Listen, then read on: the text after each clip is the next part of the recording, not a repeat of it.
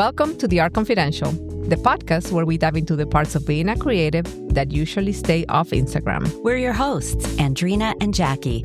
We're sitting down with artists, gallery owners, creative insiders, and each other for honest conversations about art, creativity, self-doubt, connection, and the real life that happens in between the making. This isn't about perfection, and it's definitely not about romanticizing the hustle. It's about creating a space where curiosity thrives, community matters, and we all grow together. Let's go. Our guest today is Jaime Byrd, an Emmy-nominated film editor and an award-winning artist. She's been a working creative for over 35 years, and she now owns a 2,000-square-foot gallery in the River Arts District, featuring her small and large oil paintings. She's an artist, gallery owner, and she's also my sister-in-law. Welcome, Jaime, to The Art Confidential. Okay, full transparency. Wait, this is our first official guest episode and our first official happy hour recording. Yep, we are multitasking. Naturally, we have to kick things off with the most important question. What are you drinking, Jaime? Oh my gosh. I just want to say how excited I am to be here. First of all, this is so much fun. I am very, very excited. So let's start with the wine real quick. I have a secret about wine sometimes. Trader Joe's will sometimes go and finish off some very high-end wines. They buy off what's left over, wines that normally go for over $50 a bottle. They bottle it and they put it under their Grand Reserve, sometimes a Diamond Reserve. This is a secret. And it's still $15 to $20. I know. But you're getting a very, very high-end wine for that. So that's just a little Trader Joe thing. That's a great tip. And I thought I'd try it out. This one, it's a Pinot Noir. And it's excellent. Yeah, cheers. Cheers. What are you guys drinking? Oh, Andrina, what do you have? I'm having a very pink, apparently, vodka with like a ginger ale with cherry situation. Nice. So yes, I wanted something refreshing because I was sitting in traffic for like an hour before this. So I needed like something to like cool me off. But my tip for buying wine, which my husband will disagree with, is that I just go for the prettiest label. Which is not... Jackie does the same. I have done that, yes, many times. So your tip is much better than mine. I'm just look at this. The labels are important too. I have to say that's my backup, So if I can't decide, I will pick the prettiest label, the best art. Exactly. How about you, Jackie? I have a buttery Chardonnay today. Ooh. And I think it's called bread and butter, actually. It's bread and butter. Oh, I like that. Yeah. That wine. I do too. Well, cheers, ladies, and welcome. Cheers. Cheers. Ting, ting, ting, ting. We are so excited to have you, Jaime. Oh, and thank you guys. yes. I'm so happy to be here. It's like I listened to your all 3 episodes. I was very excited when Jackie first told me this, and I think it's great what you guys are doing. I'm so happy that you're helping get the word out about the River Arts District, but also it just sounds like a great thing to just have to talk about a lot of different aspects of art and the creative process and the business of art too, which I think is a really important thing to discuss. So kudos to you guys. Thank you so much for doing this, and super happy to be here. We are so excited to have you. And actually, I mean, I know you said yes because you're the sister-in-law, but I also agree. No, we're really excited. And, so as you heard in the introduction, Jaime has done many, many things.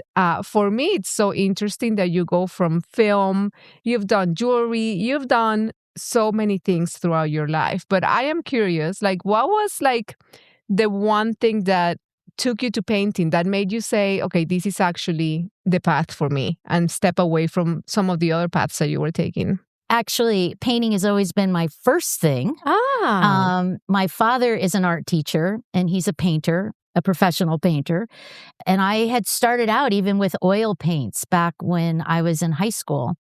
But I didn't feel the calling, like what I think he was feeling at the time. So I kind of moved around into different areas. I went into music, and I played music for a very long time. And then I ended up just kind of trying to feel my way out. But when I ended up finally in working in film, I knew that I was going to eventually retire back into painting full time. It was always the goal. So I've had in a strange way, my life has been planned out for the last 50 years in a very strange way. That's impressive. I have a way of manifesting things. So I just knew that that was what my plan was going to be. And now that's what's happening. So the pandemic accelerated the timeline because I was expecting to do it a little later, but it was good because I was kind of forced to not be able to be on sets and travel and do the work I was doing. So it was a natural progression to go just right into painting since I was at home in my studio where I could do it full time. Wow, that's amazing. You are an Emmy-nominated editor, right? So we can't really skip that. What was that about? That was for a documentary film here that was based in Asheville. So it was a full-length documentary about the Superfund sites in Asheville. It was not a super fun project. It was very depressing and sad, but it was an important film, and I did that with filmmaker Katie Damian, and the two of us kind of put the package together, created the story, and then I did all the editing. And she used to work for WLOS, or I think she still does. I'm not really sure what Katie's doing, but that was where she was the one that put that into even the works because I had no idea. It was a surprise that we even got a nomination. So it's a good thing to be nominated. It's almost as good as winning. I think so. That's a win in my book. It's an interesting thing, but that's what took me kind of into incorporating some of my work in film into what I do with my paintings. So I know you guys have read about that or you know a little bit about it. Yeah, no, but I want you to talk about it because I find that so fascinating. Yeah, a lot of people don't even know what that is. So explain that. It's quite surprising the first time you see it. Basically, what I'm doing is I'm creating a film. I'm making a movie and using footage that I have shot, sounds that I've recorded, sound effects that I've had in my library for years. I'm building a movie that will overlay onto an image of my painting. And what I'm doing with that, this magic I'm doing is making it look, which is the total illusion, as though the painting's coming to life. But it's just like a movie like I would upload to YouTube or anywhere else that someone would make. So there's nothing magical going on with that. But the way it's viewed is what also gets a lot of attention. And the way it's viewed, you can view it with your phone now, opposed to me just projecting it in the gallery by using an app that works like a projector, and it projects onto your phone or your tablet. And it's using technology that is not AI at all. And I just want to make clear because I'm very anti-AI and I don't like it in any form, so I don't use it at all. And so the technology is actually augmented. And what that is, it's like Amazon uses it all the time to put a rug in your living room or something. Mm-hmm. Or you could try on a pair of shoes at some places by using it. It's exactly the same technology. But you still have to give it the information of what you want it to project. So that's it in a nutshell. And so what happens when you come into my gallery, there's particular paintings. I don't do it to all of them. I do them to a certain number of them that if you look at them through your phone or a tablet, they will look like they're coming to life with some kind of projection of a waterfall or guys going by in a canoe, footage that I've shot from upstate New York. I have footage from Bali that's in a lot of my paintings, footage from Thailand and Vietnam, and so in Mexico, and so all these different locations, and then I incorporate it somehow into making it look like the painting is moving. That's incredible. I mean, I'm curious, like when people come in and they see that, like what's the most surprising like response Oh my you've had? God. Yeah. Like, have you had people cry? I feel like I might cry. Yeah. Yeah. A lot of people have cried. A lot of people are just overwhelmed. I think a lot of people have trouble digesting it. And so they're just like, it's like when you see a magic trick that's really good. Right. And you just go, how do you do that? How do you do that? And if I try to explain it, they're kind of, no, I don't really want to know. I just want to know, how do you do that? So there's an element of magic involved that I think is, and it's special. I think the other cool thing about it is it's allowing a lot of younger people to get involved in art in a way that they normally wouldn't because they're bored walking through, a museum or a gallery hour after hour. And it's a way for them to kind of interact a little more. And so they're spending a lot more time like thinking about a painting and looking at it. And I think that's kind of a cool element as well. So I like that part where it's very incredible. Engaging. I mean, Very that's cool. So creative. It's like you are bringing your 50-year plan like together. Yeah. If I can incorporate my own music and everything else into it, then it will all come, into the full circle. Well, and then those collectors get to take it home. And then it's a conversational piece for them too. Like if they have people over, they're like, grab your phone and look at my painting, right? I mean, I think that's really the coolest part is because when I first started doing it, I didn't have this app. I was doing it just for social media because I thought it would be fun. And then I thought, I'll do an exhibition, but I'll have like monitors projecting it, in the exhibition. And it was much later that the app was introduced to me by another artist in Europe. And they had said, oh man, I see all what you were doing. You should try this app because then people can take it home with them and people can see it in an interactive way. That's amazing. So actually, now that you mentioned that, when I went to a wine tasting, going back to the first conversation, where the wine label had the same... Is it 19 Crimes? 19 Crimes. Yeah. Yes. I don't know if it was 19. I think it was a different one, but it had like these owls and they go flying off of the label. And I was like, I'm buying it. Yes. Yeah. I'm like, we'll buy it for that. I'll buy it. Of course. I mean, that's amazing. Yeah, 19 Crimes does it too. Oh, maybe you should design a wine label, Jamie. Oh, there you go. Jamie, there you go. I love that idea. So question, because this is kind of a new technology, it's not super common, do you feel like people are not going to figure it out with a little bit of guidance? So when they come into the gallery, you and my brother are there to kind of guide them.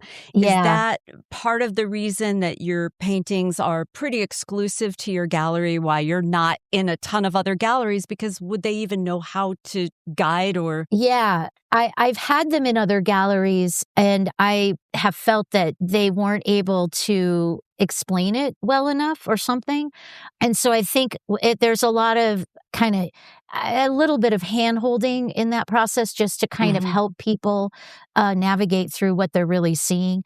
And I think if a gallery owner or a galleryist doesn't really understand the true involvement, it may be a little more difficult for people to connect with it, but not impossible because, I mean, I've sold other pieces without me being present in other galleries, but just not as much as when they can, meet Adam or I and we truly engage them in the process. So, yeah. I think a lot of people, when they ask me, when they come into my studio and they're asking me questions, they want to know, like, what's inspiring you? Why did you name this painting? And with you incorporating all these things, it's almost like you're answering the question in advance, right? Because you're like, look at these images, right? Like all these things inspire me. So they become kind of part of the painting, right? Sometimes that's good and bad because I don't always want people to... I want people to have their own interpretation because so much of what I'm doing is still abstract expressionism. And so I have a definite way of trying to make a lot of my paintings a little ambiguous in that way because people interpret them very differently. But with the video, I'm kind of shoving it in their face where all of a sudden, oh, that is water. That's not the ground, That's amazing. Yeah. So it's kind of funny. So sometimes I have to be careful of where I want to take the video, which is why I don't do it on all my paintings. Some paintings I'm just like, nope, this is just what it is. And I don't want to influence the interpretation of it. So a lot of your paintings are influenced by nature. Can you explain that a little bit further? What is your inspiration when you sit down to paint? Also, do you know ahead of time, like, I'm doing this, or do you just lay layers, or what's kind of your process? If you could share that. Absolutely. It is, it's different all the time. I kind of am a little like both of you guys. I'm very much like, I just want to start with a lot of mark making just to get not a blank canvas in front of me. Mm-hmm. I work very intuitively. So a lot of it doesn't develop until I've actually painted on it for many days, actually. But unlike Andrina, I finishes a painting in 15 minutes. I can't do it in one day. Yeah. It's just no way. That's not true. All right. Well, however quickly you do it, I'm a little slower where especially because I'm working in oil. So what I'm doing is waiting for it to dry a couple of days. And then I come back to it to put another layer on it and, and so forth over many days, if not many weeks, because I'm working on 4 or 5 at one time also. Sometimes it gets a little difficult to get started, but that's usually how I like to start, is with a lot of mark making and then just throwing paint on as soon as I can. And I try to work quickly because that is where I'm going to have less judgment. And I'll definitely be able to get at least to a point where I feel like, I know where this is going. And then it's the finishing that is the most difficult. It's knowing when to stop. Knowing when to stop. Again, I got asked the other day, so when do you know a painting is finished? And I just said, that is the golden question. When you buy it. Yeah. I should have said that. Thank you, Jackie. I should have said when someone buys it. But I basically never know. I've walked into people's homes that have a painting that they've had for a couple of years, and I look at it and think, I need to finish that. So that's hilarious. So sometimes a painting's been finished and I totally fuck it up because I just go back in and that happens all the time, like overworking or, you think, I'm just going to add one more thing. It actually happened to me today and I'm like, I'm stopping. And I'm walking away. I'm not going to see this until tomorrow because otherwise you overwork it to death. And then you're like, I should have stopped like 3 layers ago. Exactly. Or that one mark. Oh my God, no. I know. Or you covered the one area that was really special and then you can never get it back. You can't. Well, and you work in oil paint. So our layers dry a lot faster. Yeah. So, but if you don't, I'm guessing you have to be conscious of making mud, like you all the time. Yes, which is why you have to stop and there's been many times where mud happens. I should have a shirt that says that. Mud happens. Mud happens. And merch shirt. Yeah, and then let's get it, merch shirts. Mud happens. It's I scrape the whole thing off and kind of have to start over again.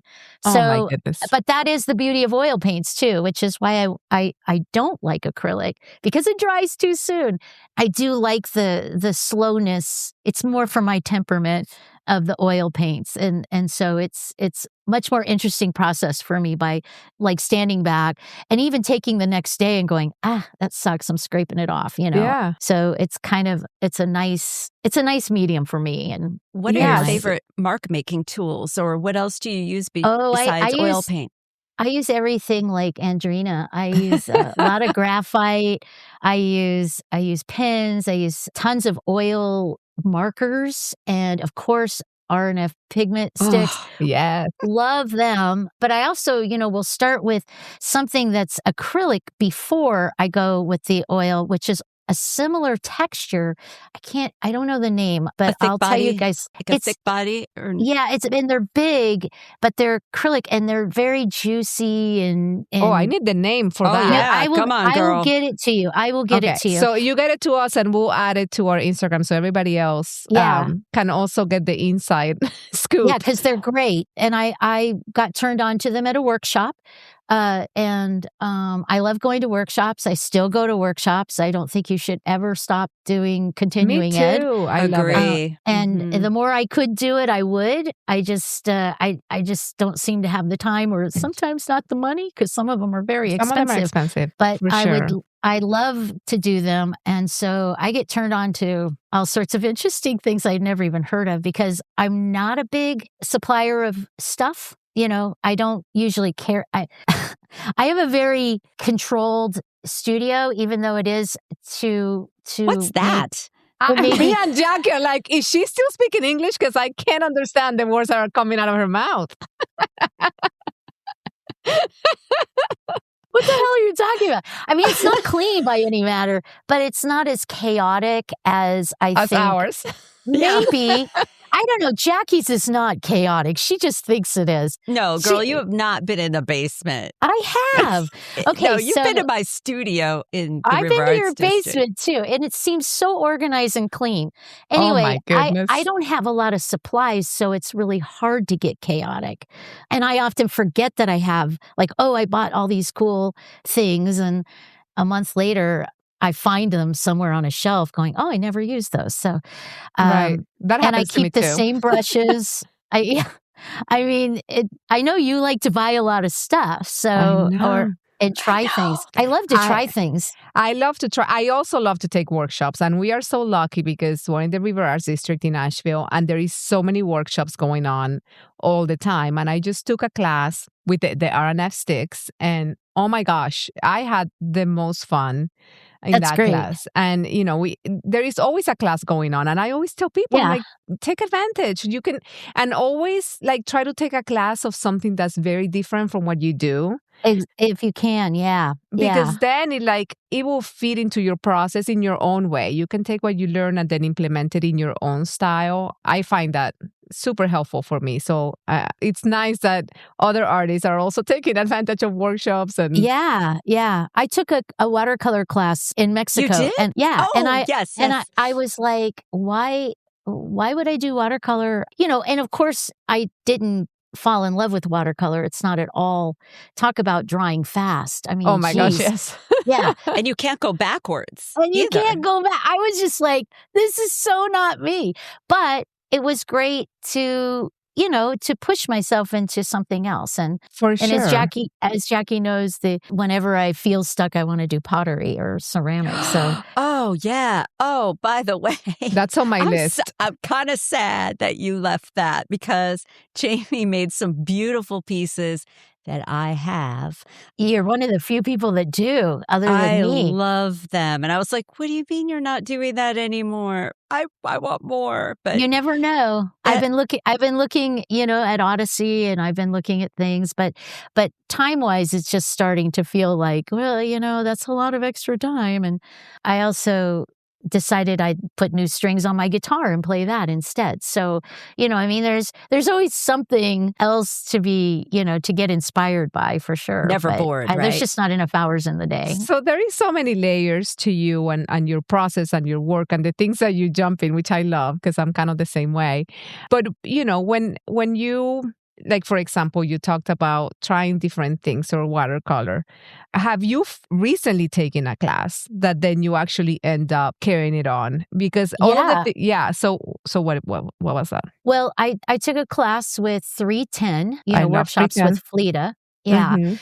And he was an artist from out of the area, but it was oil painting with cold wax. Oh. And I did think like it would be kind of a fun thing, but it didn't take me out of my comfort zone enough, Mhm. even though I tried.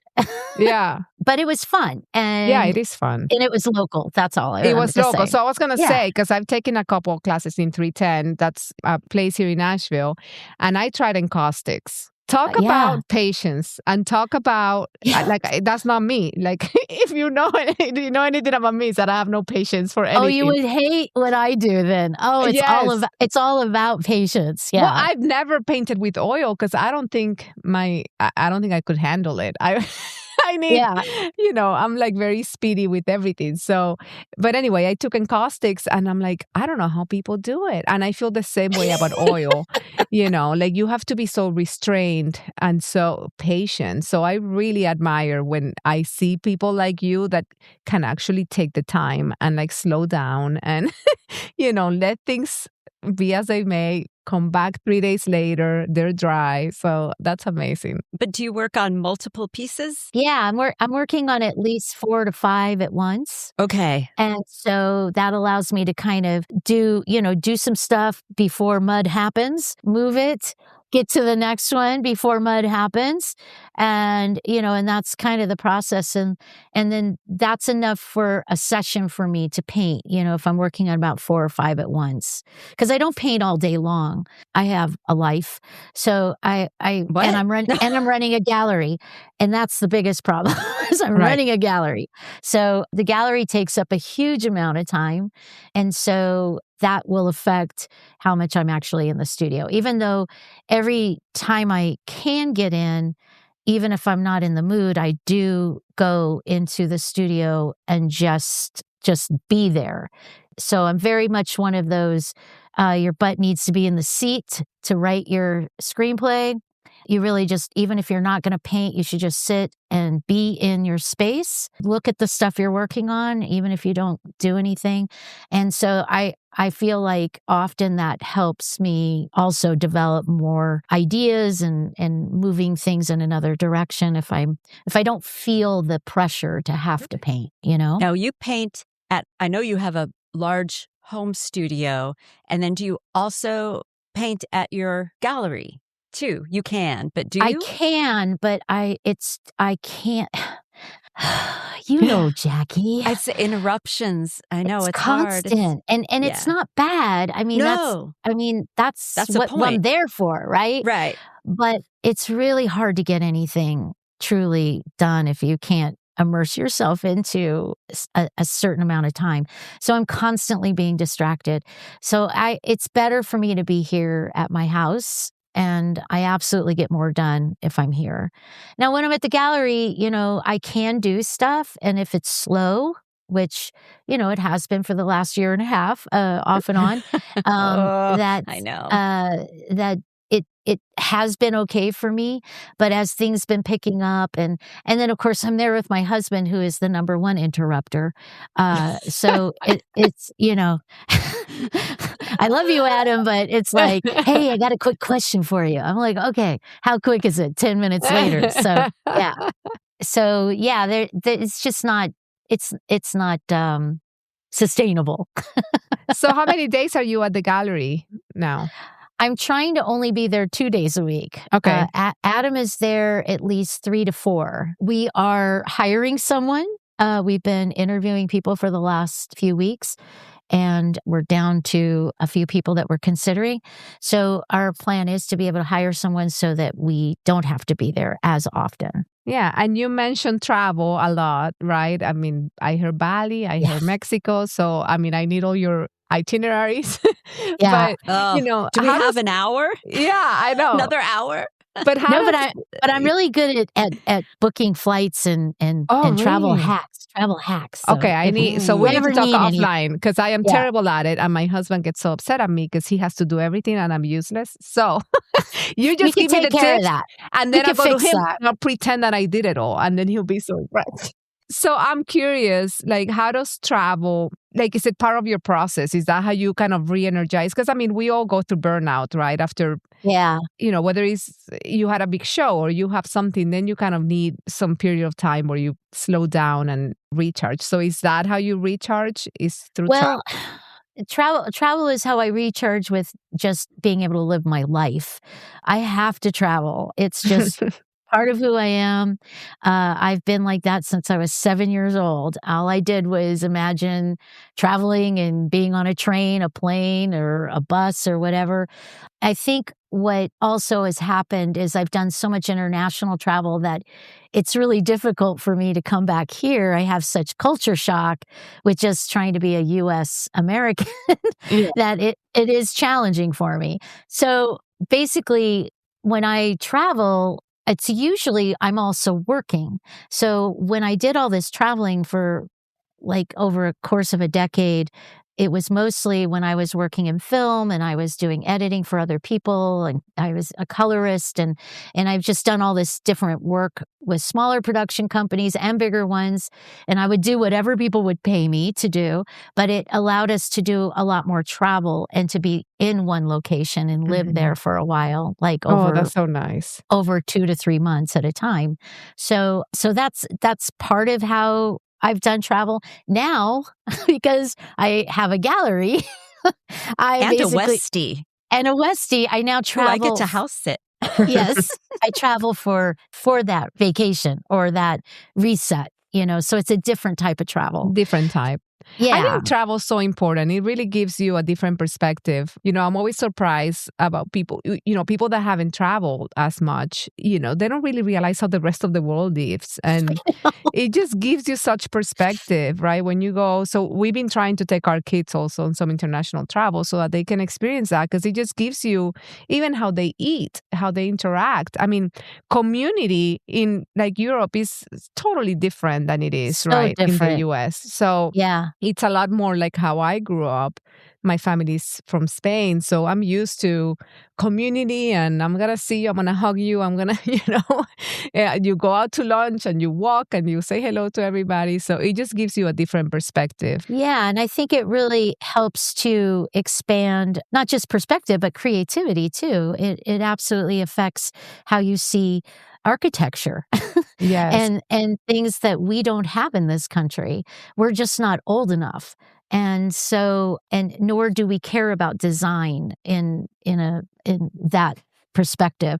So it's very enlightening to go to these other countries and see how they really embrace art, embrace the arts. They support their artists. They give them tons of money in many places. And probably schools too. It's probably not cut like it is right and now. Free school, free college.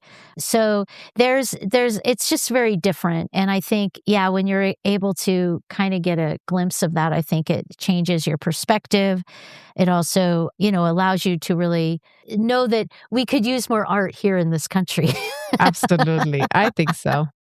Yeah. So, I mean, I love to travel. I'm really glad that my husband and I did a lot of the travel early on. We did a lot of that retirement type of travel, because by the time we retire, I think we are going to be too tired to travel.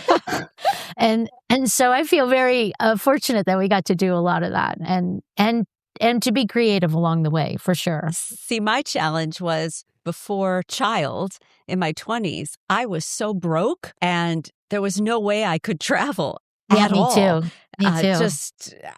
I wanted to. Yeah, how but are you I going was to? like, How any of us were working like waiting jobs and shit. Ugh. Yeah.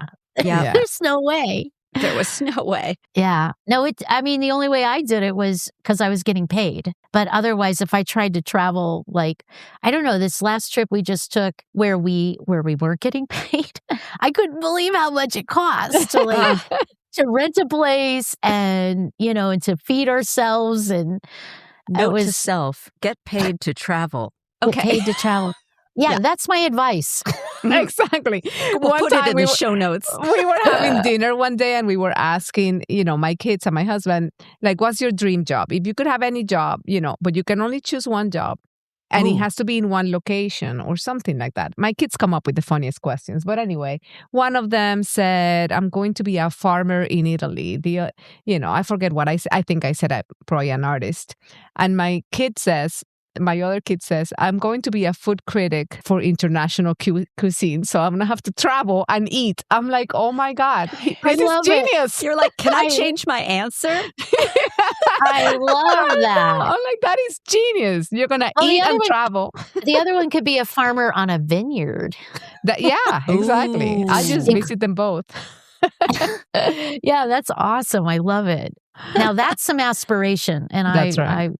I think that's fantastic. So, you guys, is this your first interview that you've done? Yes. Ta-da! Oh my gosh. You're it.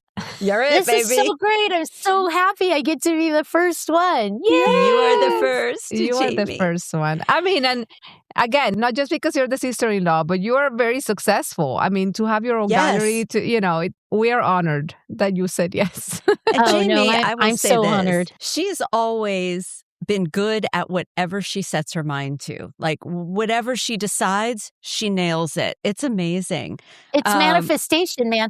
Jackie gave me a book years ago, and this is after The Secret and all this other stuff, but she gave me a book that totally changed my life. Did I read it? I think you did. Maybe I need to reread it.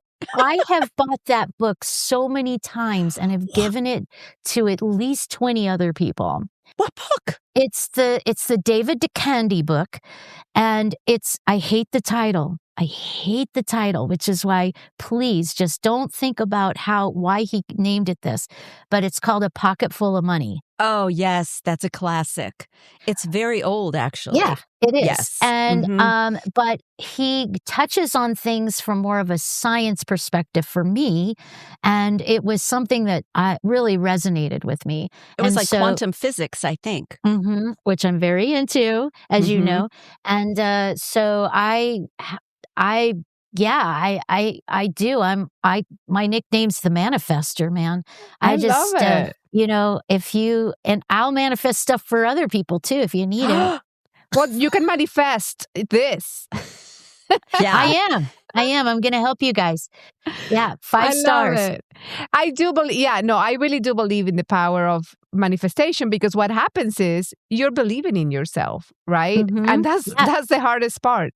I feel like it's the hardest thing for artists too, because it's one of the things that I've noticed with other artists more than anything else is they're not understanding the value of their work, whether it's the pricing or whether just how they feel about it or where they want to put it. It's like there's a disconnect. And I think you have to feel, if you feel really good about what you're doing and you believe in it, you're going to truly change how you see the value of your work. And I think that's one of the most important things that I've learned, because I used to sell things for $10, $20 for a really long time when I had a jewelry business. And, and eventually I'm just like, I think what I am creating is something that's more special than that. And so I've just had a way of really believing in what I've been doing. And, it might be slightly delusional, but that's all that matters, right? It's working. It's all that matters. If you don't value, if you don't value yourself, you can ask other people to do so, right? So Right. It starts what with how you does RuPaul see it. say? If you don't love yourself, how the hell you gonna love somebody else? That's Same right. thing. If you don't love your art, how the hell is somebody else going to want to buy it? Right. Yeah. That's a really good point. Absolutely. So I agree. Would you, if you were to say anything to somebody just starting out in art, is that kind of what you would tell them? Or is there something manifest, baby? I would say just keep doing it. Find joy in it. That's the most important thing. I think whatever it is, if you're writing a story, if you're playing music or whatever you're doing, just find the joy in it and get up off the couch. You got to do something. As Jim Carrey says, you can't just sit and eat sandwiches all day, but you gotta do something, but first just create what you love, believe in it, and then put some action into it. And I think whatever it is you want will happen. And that's what I tell everybody that comes in and asks me that similar kind of question, that I believe in you, so you should believe in you.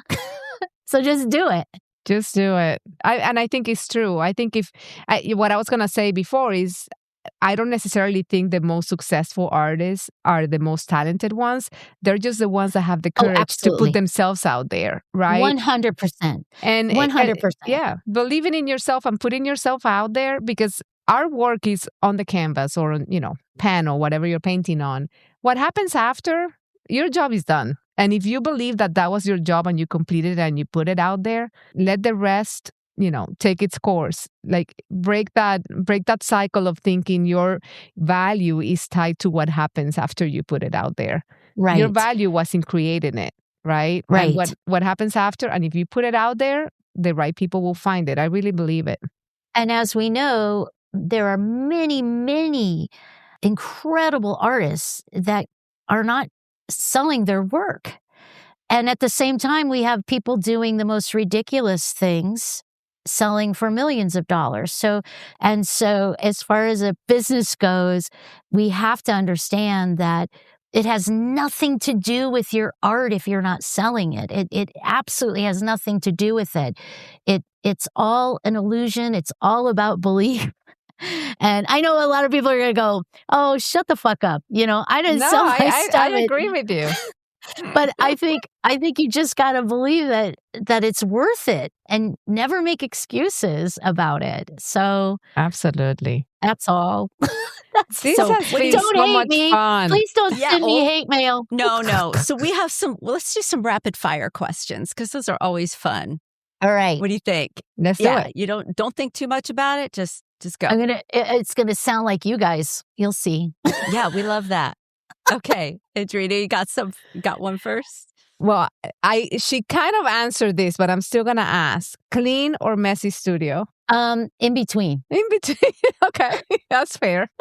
Okay, that's good. I do chaos. Clean it. It is organized chaos, but I do keep it relative. I do clean it at least once a month. Hey, that's better than Jackie. She's never cleaned it, so. Oh, okay. Then, all right. I'm doing good. I was supposed to be on that, but that hasn't happened yet. Okay. I'm doing good. Okay. Do we get points for this? Okay, sorry. Email, text, or phone call? Text. Yeah. Okay. Yeah. For I don't me, know what. Only if I can voice text. I don't know if it's like somebody breaking up with me or what, but and then I don't want to text at all. But I don't know what that was referring to. But yeah, probably text. Yeah. Okay. When you're painting in the studio, is it music or are you listening to audiobooks or podcasts or something? Okay. Usually silence. I know that's interesting. Painting is meditative for me, so a lot of it is really having that quiet time to immerse myself. So, but when I feel like I'm actually trying to get something done, like finishing things, I will listen usually to podcasts or audiobooks. Okay. Very seldom will I listen to music, but when I do, it's usually like classic rock, like Peter Gabriel or things like that. Yeah. Morning or night for art, for creativity? Morning. Yeah. I like that you clarified what the question was. Well, yeah, morning or night. I don't know. What time is it? Yeah. I'm like, it's right now it's almost night, Jackie.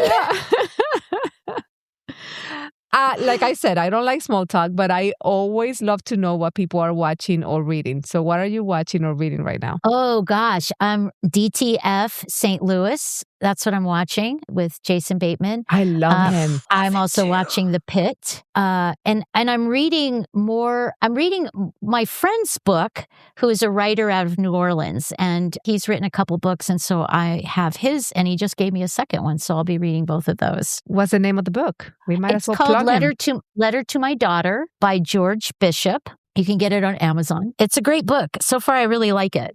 And awesome. I don't have children, so it has nothing to do with that. Yeah. You have a dog. Awesome. I have a dog. Yeah. So anyway, thank you so much for being here. This was so fun. Thank you guys. Please tell everybody where they can find you, where they can see your art. Yeah. Well, you can go to my website at jaimebyrd.com. If you spell my first name wrong, it'll still get there because really? I bought both domains. So smart.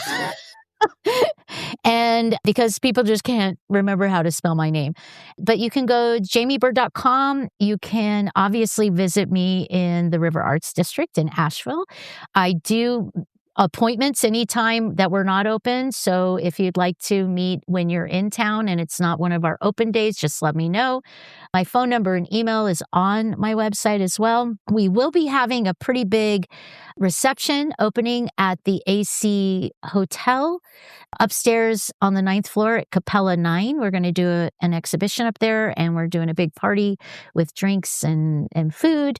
And that's sometimes in May. So just sign up for my email list when you go to my website. You'll get a pop-up. Sign up if you'd like to know about that. I'll give you the full details. We'll send out a newsletter about that. And of course, you can go to my Instagram page. So it's Instagram.com/Jaime Byrd, but spell that right for sure. And how do we spell that for those who are not reading the show notes? Jaime. Como es como Jaime. So it's like right, Jaime. it's a man's name in Spanish, and it's very. Most people think also it's a man. And the last name? Byrd, Byrd. Right. Y. With a Y. With a Y. Yes. Yeah. Love being here, you guys. I wish you the very, very best on this. Oh, and we're doing mimosas at my gallery. You should come by on Saturdays or Sundays from 11 to 3 every weekend. Every weekend. Wow. Every damn weekend. We're going to have mimosas and a little bit of food. But just come by and get a quick drink. It's like a healthy breakfast thing. It's champagne basically a salad. It is. Basically a salad. Guess what? I'm working tomorrow, so come you by. might see me there. Yeah, come by. Yeah. Girls gotta eat. But thank you guys so much for having me. I'm so excited that I was your number one guest. Well, I don't know. Now we're on 127 episode, but I really wish you guys the very best. This is a great idea. I think it's awesome. Your producer is amazing. He is. He is doing a great job. And I just look forward to seeing you guys in the rad. Thank you, Jaime. Thank you, Jaime. Thank you, guys. If you are loving these behind-the-scenes confessions, don't forget to subscribe and leave us a rating or a review. It helps The Art Confidential reach more listeners and keeps this creative conversation growing. Follow us on Instagram @TheArtConfidential, where you can send us your questions, comments, or future topic requests. We'd love to hear from you. And you can find us personally at @ByAndrina and @JackieFell for more of our day-to-day creative lives. Thanks for listening, and we'll catch you in the next episode.